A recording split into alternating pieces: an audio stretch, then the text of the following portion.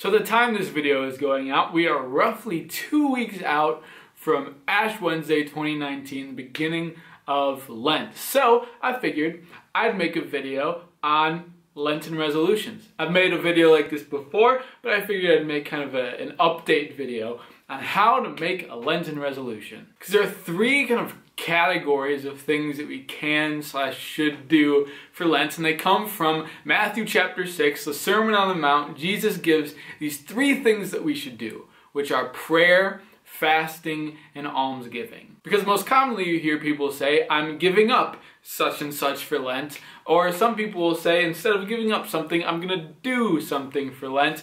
This is a very simple way where you can kind of categorize the three, as you can do something for prayer, you can fast from something, and you can give something. So we'll dive into all three of them and talk about what those might look like, and we'll begin with prayer, which could be simply just adding in a set time every day that you take X amount of minutes that day to pray. I highly recommend starting your day in prayer. Take the first 5, 10, 15 minutes of your day every day to spend time in contemplative prayer, in meditation, in vocal prayer, in singing, in reading your Bible. There's so many different ways that you can incorporate different types of prayer. But I encourage you to find what resonates with you and set a specific time every day over the course of Lent and spend however many minutes in prayer. Second, fasting. I think this one's my favorite because this is kind of a spiritual training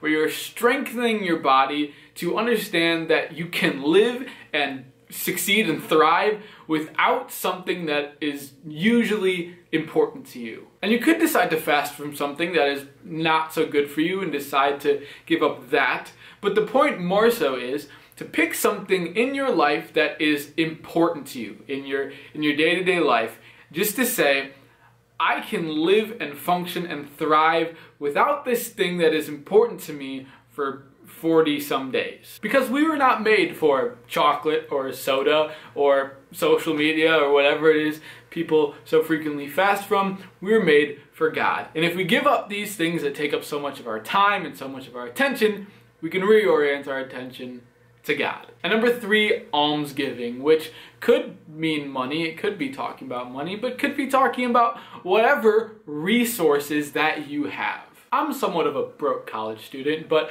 I have knowledge that I could give. I have time that I could give to others. I have kind words of encouragement that I could give to other people. Whatever it is that you have that other people can benefit from, give. And not only from your excess, not only from the spare change you have or the spare time you have that you didn't have anything to do with anyways, carve out something from your life that you wouldn't normally give and choose to give that over the season of Lent. To serve others with almsgiving, to grow in spiritual discipline through fasting, and to grow in relationship with God through prayer.